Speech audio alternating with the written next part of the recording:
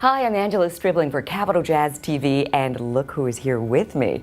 Mr. Marcus Miller, how you doing? I'm doing great. How are you doing? I'm doing great. You're like, okay, I've got the microphone. That's right. I forgot I have to use the mic. Yeah. You know what? You do so many things, and you do so many things so well.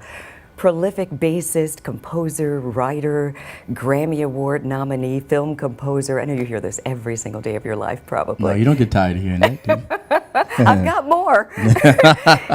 So first of all, welcome back to Capital Jazz Festival. It's great to be back. This is really nice. It's so comfortable, man. Everybody's so nice here, man, and the people here who are here for the music, they're just incredible. So, Die hard. Yeah, there's nothing like it. Yeah.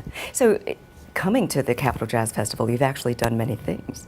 You perform, but you've also hosted. Yep, I was the host a couple of years ago, which was real fun. You like that? Yeah, I really enjoyed it, and people looking at me like, when are you going to play? I said, I'm not playing. I'm just here like making introductions and stuff, so it was really cool. It's nice if you can combine them. Yes, exactly. So, well, you know what we did? We actually ended up doing a tribute a couple of years ago to George Duke. Yes. Because he had just passed. So I actually did get to play that time. It was really nice. And this year, there's going to be a tribute to Maurice White of Earth, Wind & Fire, which is really cool. And I'm going to perform with them, so I'm really excited about that. Oh, that's too. pretty awesome. Yeah. So, you heard my laundry list of things that you do, and I'm sure people say this kind of thing.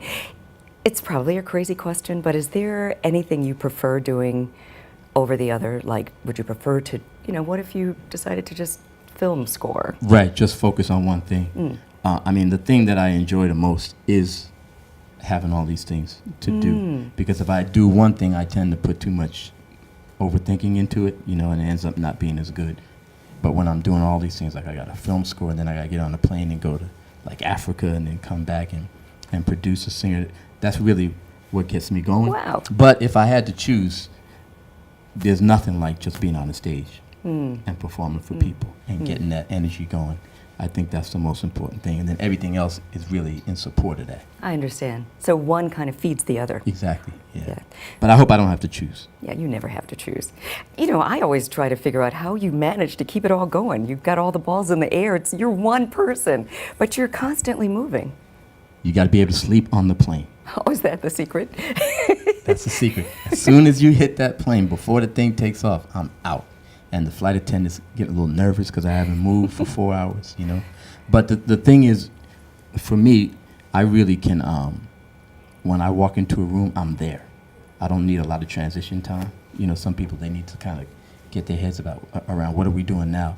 But for me, I am able to switch really fast, and I think that helps a lot. Yeah, it's very special, a gift actually to be able to do that, because for a lot of people, you got to work yourself up to do this one thing, and you're like, no, I got this, and this. But I was a studio musician in New York for 20 years or something like that, and that's what we did.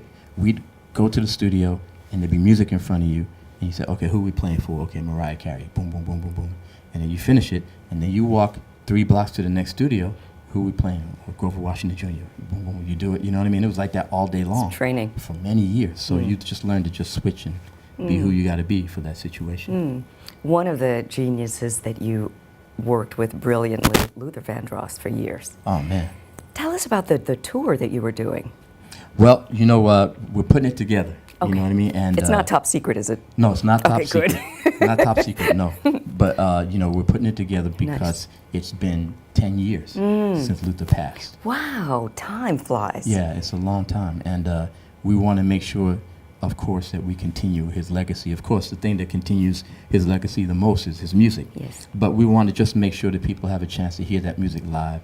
And we're coming up with ideas about how to present it. Because one of the challenges is that you just can't pick up anybody off the street and tell them to sing a Luther Vandross song. Right. He was such an incredible vocalist that you really have to make sure you choose people carefully and you take your time to present this music in the right way. But we're getting there, and I'm really excited, and we will let you know when we're ready to go. All right, because I will be asking. Yes, absolutely. So I could imagine the people popping up saying, okay, everybody tells me I sound just like Luther. We get a lot of that. I sound just like Luther, but it's not really, I don't even know if we want too many people who sound just like Luther, because that's a little weird too. Yeah. You know what I mean? To see a guy who's not Luther, but sounds like him. But there are a couple of people who we're going to have to involve just because it's just incredible how influential he was, where people are just modeling what they do after him. You know, so we're going to find a balance. That's so nice and exciting. I've heard a couple of those Luther type singers. It's freaky. It's right? really freaky, and then you look at them, and they even have a little bit of his nuance. Yeah, and then you know, a couple of them I have you know, they send me a tape and I had to turn it off because it was just taking me out. I could imagine. Because it's just so emotional. Because the guy, you know, he's a really good friend. He and I met in Roberta Flack's band years and years ago. I was like 19, 20 years old. Really? Yeah, so we'd known each other, and I would just, you know, I was 19, I was crazy. I'd call him and crack jokes on him, you know, stuff that nobody else would dare do. You know what I mean? Like, hey, I'm 19. Yeah, I'm 19, I can do what I want. Right. You know, I was like his little brother, you know what I mean? Wow. And then he called me one day and he said, listen, my first, you know, album was a hit, and now they want me to produce Aretha Franklin. Write me something. Write me a track, and I'll write the words and the melody. And so I wrote this tune with the bass line to jump to it. Boom, doom, doom, doom. Yo, doom. yeah. And he wrote that, and that was our first song that we wrote together. Wow. And from that point on, man, we were writing songs, man, for 20 years, you know. Wow. Power of Love, For You to Love. Everything with Luther was love. Love, you know what I mean? absolutely. Any Love, Till My Baby Comes Home, that wasn't a song with love in the title. But it was about love. It was about love, absolutely. Wow. So Yep. when you're working with different artists, and you've worked with so many amazing artists, I'm sure they don't all process the same way. Like you said, Luther said, send me the track. Mm-hmm. Some people need the words first. Right. Well, some people, when you're writing music, and that's the process we're talking about, some people start with a track, and they can get into the beat, and then that gives them inspiration to come up with the lyric. Then other people, I mean, even, even Luther wrote songs different ways sometimes. Like he had a song in his head. He said, I want to write a song called Dance with My Father. And this is like 15 years that I was Wow. hearing about this title. Before it even came out. And then a guy named Richard Marx, who's a great composer himself, sent Luther some music, and he said, this is the music that I'm going to write. Oh my Dance God. to My Father to. And I'm telling you, I've been hearing Dance to My Father. I've been hearing him say this title for years and years. Wow. You know?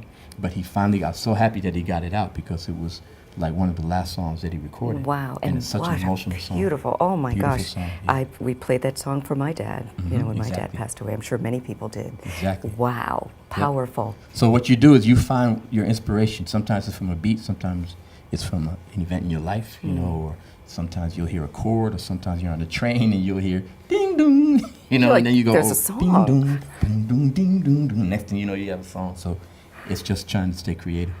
And I imagine for somebody like you, I mean, like you said, you could hear something on the train. That's how you process. Most people Yeah. might not be Yeah. able to take that And people into a look song. at me crazy because it's, you know, they see that look in your eye and they go, oh, you're gone, aren't you? You're thinking about music, aren't you? Leave 'em alone. Yeah, leave them alone.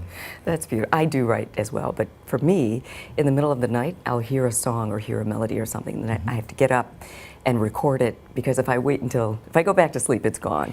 That's the thing. Quincy Jones told me that when I was really young. He said, listen, if something comes to you in the middle of the night or in the morning, you know that period of time when you're awake but you're not getting up yet, you're not Right. fully awake, that's a really incredible creative time for you. And he said it's called alpha state. Yes, exactly. Right? And in alpha state, your inhibitions haven't kicked in yet. So all the things that naturally make you creative, they're there.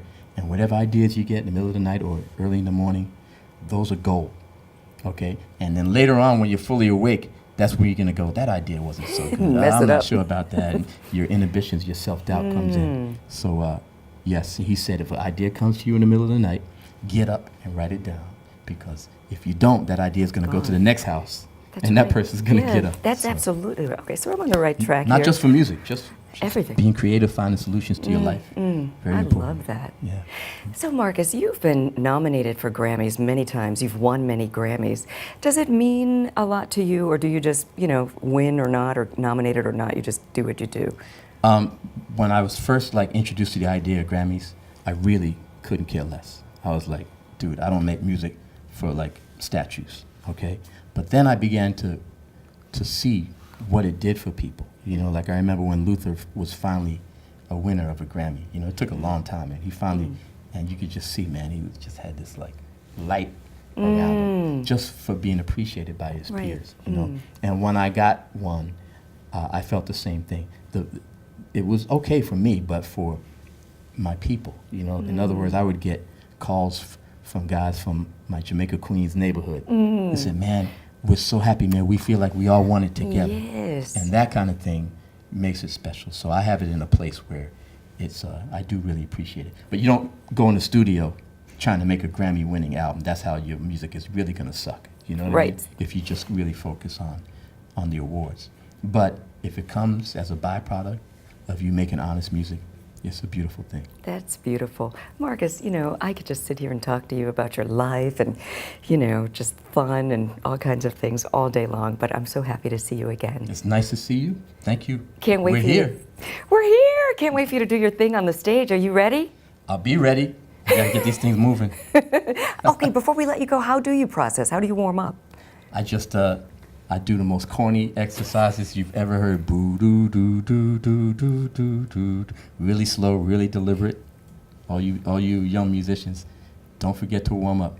You know, when you're young, it's fine, man. And after a while, you know, you gotta be that dude who comes on the basketball court and says, "Okay, I'll be ready in a second." That's right. Got to Right? stretch. Right, or else you're gonna mess this up. So, Very smart. Thank you so much. all right, For Capital Jazz TV, I'm Angela Stribling, and Marcus Miller.